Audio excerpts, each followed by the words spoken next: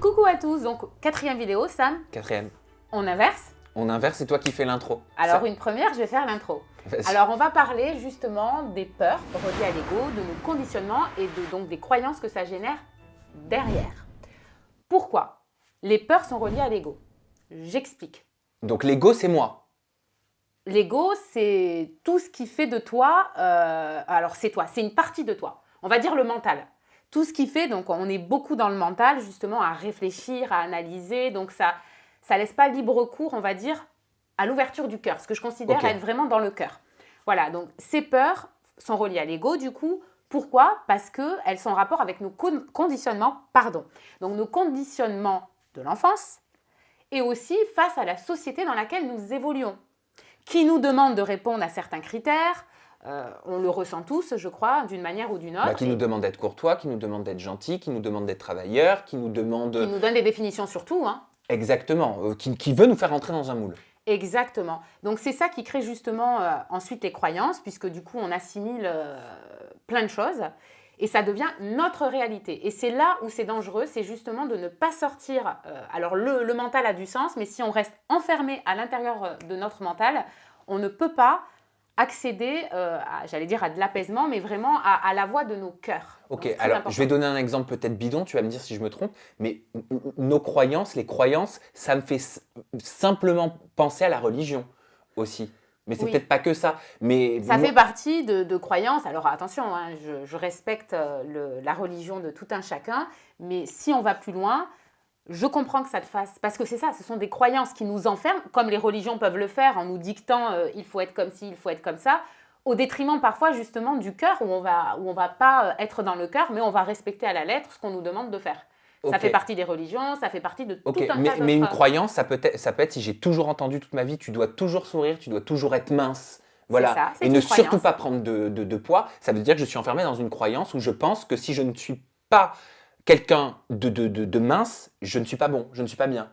Exactement. C'est ce que j'appelle des croyances limitantes, puisqu'elles vont te limiter à être cantonné à un schéma, du coup, que tu vas répéter, et c'est ça qui va t'enfermer à la longue et qui va faire que tu ne pourras pas te sentir épanoui, véritablement. L'école aussi. Très important, du coup, de préciser qu'à l'école, on apprend tout un tas de matières, mais on ne nous apprend pas à nous connecter à nos émotions. Alors que c'est quand même, pour moi, la base d'apprendre justement à ressentir. C'est quand même très important. C'est quelque chose qu'on n'apprend pas, donc du coup, c'est très difficile, puisqu'on n'a pas développé ça à l'école ou au sein de nos familles, qui réitèrent ce qu'on leur a appris dans leur propre famille. Donc si tu veux, c'est un peu une spirale infernale qui fait que ces croyances se perpétuent, on en développe de nouvelles et du coup, on s'enferme. Ok, donc par exemple, une famille qui va dire à une jeune fille depuis qu'elle est petite, mais j'en sais rien moi, tu dois te marier à un homme qui est avocat, qui est médecin, qui soit grand, ça veut dire qu'on va mettre dans la tête de cet enfant une croyance pour son futur. Exactement. C'est bienveillant au départ, mais en tout cas, c'est très très enfermant et très limitant, comme si le bonheur était déjà préfabriqué. Et le bonheur n'est pas préfabriqué. C'est comme la réussite. Le concept de réussite, il n'y a pas de chemin de la réussite, à part d'être connecté à soi et d'écouter sa petite voix intérieure qui va te guider vers ta propre réussite. La réussite, elle n'est pas que professionnelle. La réussite, pour une personne, ça peut être tout simplement le fait d'être en adéquation avec soi-même, de se sentir heureux au quotidien. C'est ça. Voilà. Et tout le monde n'a pas cette chance-là. Moi, par exemple, j'ai pas cette chance-là.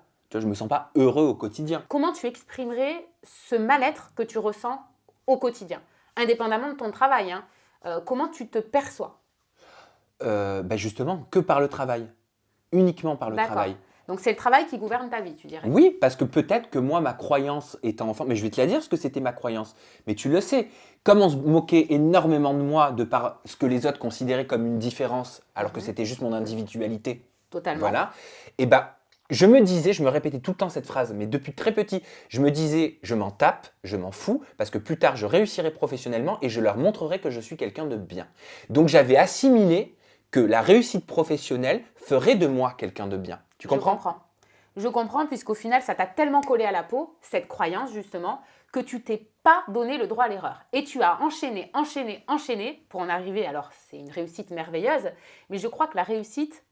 Aujourd'hui, peut-être, il est important de la regarder sous un autre angle. Est-ce que tu es OK pour envisager la réussite, pas uniquement par le prisme de la réussite professionnelle? Oui, complètement. Justement parce que je sens que je ne suis pas heureux à 100%. C'est un objectif. J'aimerais que ça devienne un objectif, le bonheur.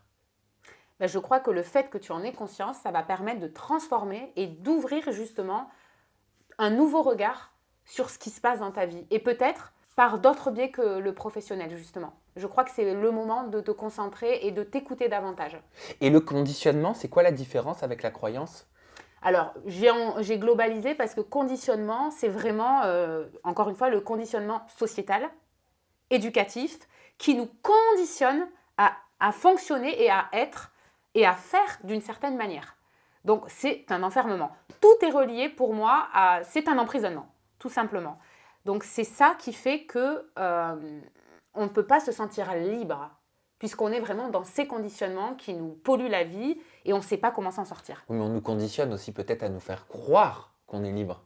Alors ça, c'est un autre sujet. On le traitera aussi sur la liberté. Mais en tous les cas, je crois que c'est important d'aller vraiment puiser en nous et d'aller s'écouter et de lever ces barrières en commençant à comprendre que c'était les croyances d'autres personnes et que ces croyances-là ne nous appartiennent pas. Ce n'est pas les nôtres. Ça, c'est très important. Ce que je comprends, c'est qu'en soi, ce n'est pas dangereux d'avoir des croyances. Pas du tout. Et pas qu'au sens de la religion, au sens général du terme croyance, de la vie, de l'éducation, etc. Mais il faut juste en avoir conscience pour se dire, ok, ce que je considère être comme une règle ne l'est en fait peut-être pas. C'est ça. Et je peux donc me poser mes propres croyances à moi. Mais complètement. Et du coup, ça change tout. Parce que là, on se connecte à son individualité. Donc, on laisse émerger justement cette petite voix qui demande à sortir et qu'on a éteinte et étouffée de peur de souffrir. Et on se dit, ok, qu'est-ce que moi j'ai besoin?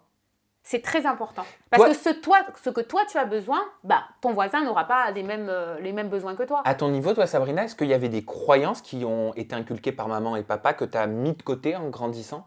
Alors oui, par rapport, j'allais dire par rapport à la religion justement, tu en parlais tout à l'heure, puisque du coup... la communauté, sans parler de religion, mais doit savoir qu'on est de confession juive. Ça a été très compliqué puisque du coup, on m'a mis dans la tête clairement qu'il fallait automatiquement épouser quelqu'un de cette religion-là pour être validé et par la famille et dans ma vie, globalement. Alors que maman est chrétienne de notre naissance et s'est convertie. Tout à fait. Notre maman, donc du coup, s'est convertie, puisqu'à la base, comme tu le dis... Parce qu'elle n'a pas eu le choix. Exactement, donc on a toujours le choix, mais oui. J'entends ce que tu veux dire. Ce que je veux dire, c'est que, en effet, ça a impacté, puisque pendant longtemps, j'ai essayé de rencontrer ce type de profil de personne, et je me suis cassé les dents clairement, parce que je crois que là, on est en train de parler d'humain. Donc on ne peut pas acheter, ou en tout cas prévoir ce que nous allons vivre dans une relation ou dans une profession, et c'est très très important. Donc certaines croyances peuvent nous rendre malheureux. C'est ça. Parce qu'on croit qu'on n'est pas sur le bon chemin. Exactement, et je vais prendre cet autre exemple, et c'est bien que tu m'aies posé la question, par rapport à la profession que j'exerce avec grande passion. Ça a été une des croyances quand j'ai osé l'exprimer étant petite. Je parlais de bien-être, mais je ne savais pas trop, j'y allais à tâtons. Je ressentais justement cet appel d'accompagner les personnes, et quand je parlais de bien-être, je me souviens que des membres de la famille rigolaient et disaient « Ah, mais tu veux faire esthéticienne ?» de manière très humiliante. Genre un peu moqueur. Très moqueur. Genre, c'était pas assez valorisant, c'est ça? Tout à fait. Et ça a été très compliqué. Du coup, j'ai un peu éteint ça et je me suis mis dans d'autres métiers. J'ai fait des études de commerce. Alors, ça m'est utile aujourd'hui dans ma vie puisque ça me permet de gérer mon entreprise. Mais j'avoue que ça m'a conditionnée, tu vois, pour répondre à ce que tu dis. On est dans le thème. On est dans le thème. Résultat et en conclusion, écoutons-nous nous-mêmes, tout simplement, et expérimentons nos envies dans la vie en mettant de côté le jugement d'autrui. Oh, tout ça rime en i. Oh, ça rime, c'est clair. Et je crois que c'est important de se demander quelles sont nos propres croyances et d'en créer des nouvelles, justement.